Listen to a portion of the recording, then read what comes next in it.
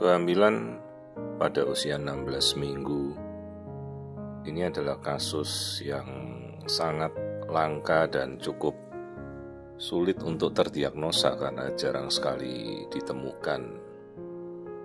Ini adalah kelainan yang kita namakan Meckel-Graber syndrome atau dengan kelainan fatal body stalk anomalies. Jadi kalau kita lihat ini jantung berdetak, tapi tampak sekali bahwa jantung itu bisa menonjol keluar dari rongga dada. Ini yang kita namakan ektopia cordis atau jantung yang berada di luar rongga dada seharusnya ya. Jadi bayangkan saja kalau kita melihat seseorang, tapi kan kita tidak bisa melihat jantungnya dari luar ya. Paling tidak kalau kita melihat orang itu kan jantung tidak akan kelihatan berdetak dari luar ya. Ini sekalipun dia memakai baju ya, jantungnya terlihatan jendol-jendol di depan dadanya. Jadi jantungnya ini keluar dari rongga dada, namanya ektopia cordis. Kemudian ini kita juga temukan rongga perutnya, yaitu namanya omphalocele. Ini bagian dari isi perutnya juga keluar.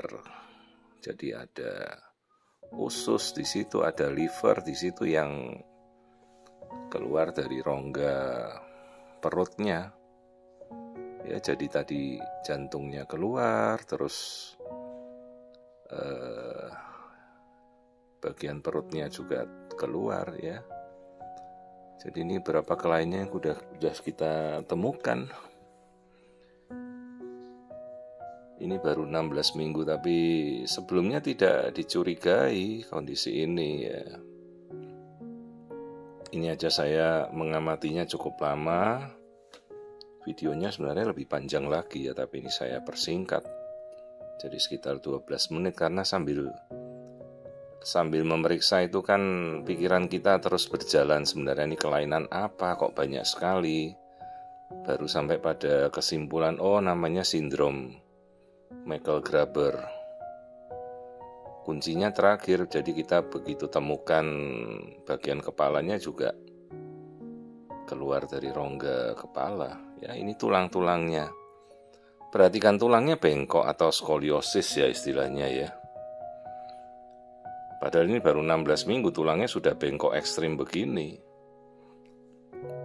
Harusnya kan tulangnya lurusnya, tulangnya bengkok. Yaitu jantungnya yang berdetak dia sampai keluar rongga dada.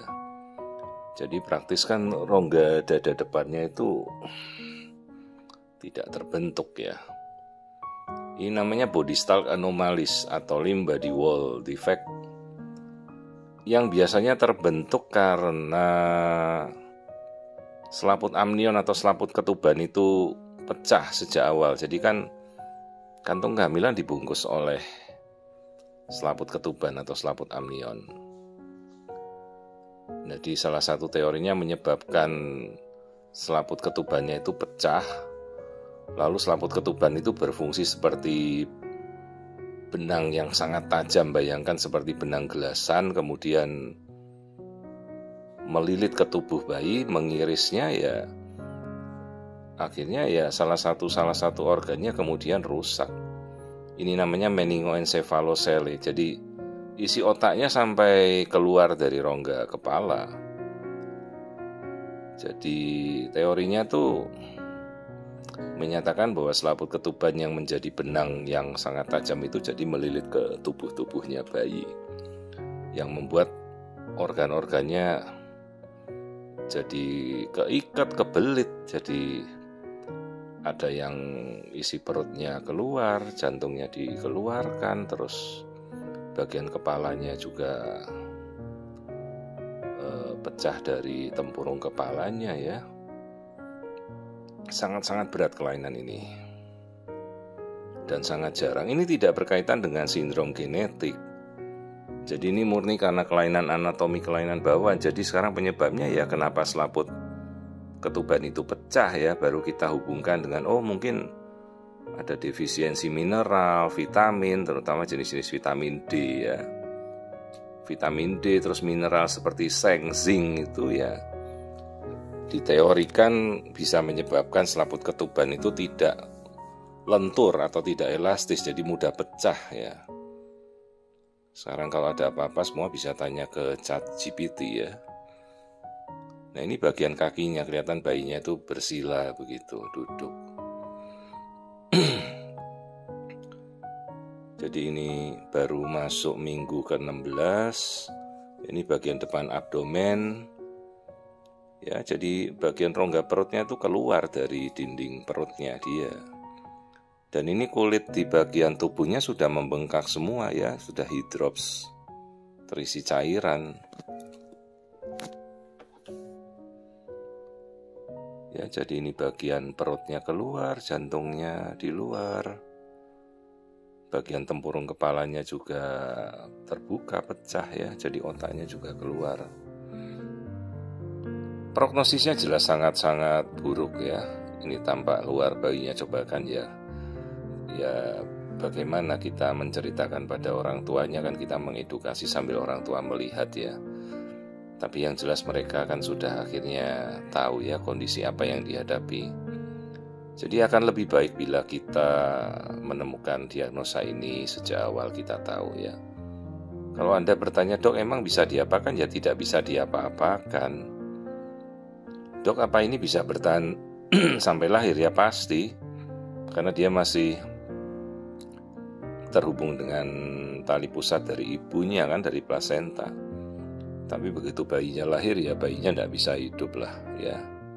Itu kondisi yang sangat-sangat fatal, bisa Anda cari kok di Google ya.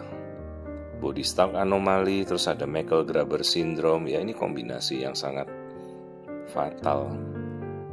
Dan nanti lama-lama ini air ketubannya akan habis karena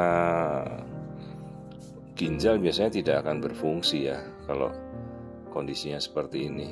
Ini tangan diangkat tadi. Jadi teorinya menyatakan ini terjadi akibat amniotic band syndrome. Itu bayinya laki-laki tadi kelihatan ya. Yang berakibat selaput amnion atau selaput ketubannya ini diteorikan dia pecah terus melilit ke bagian-bagian tubuh si janin. Jadi seolah-olah seperti dililit benang gelasan, terus akhirnya ya memotong-motong tubuh. Bahkan ada yang kasus sampai amputasi ya, bisa. Pak, kasus yang paling fatal tuh pernah sampai memotong leher bayi, sampai seperti memancung bagian organ tubuh ya. Ini masih utuh bayinya tapi sudah teramputasi. Ini bagian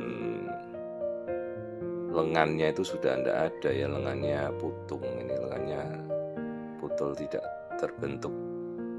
Ya inilah kasus amniotic band syndrome dari awal. Jadi bayi ini tidak punya lengan kiri, lengan kirinya terpotong, teramputasi.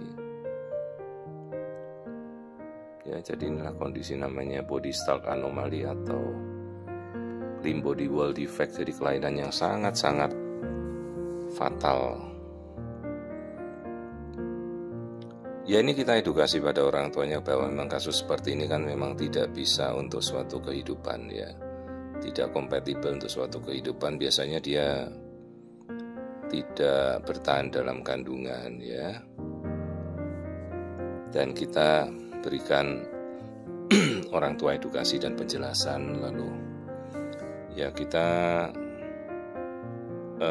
berikan dia opsi untuk memilih ya apa yang akan mereka lakukan. Ini suatu kondisi yang letal. Jadi letal itu kondisi yang mematikan ya, tidak memungkinkan untuk bisa hidup.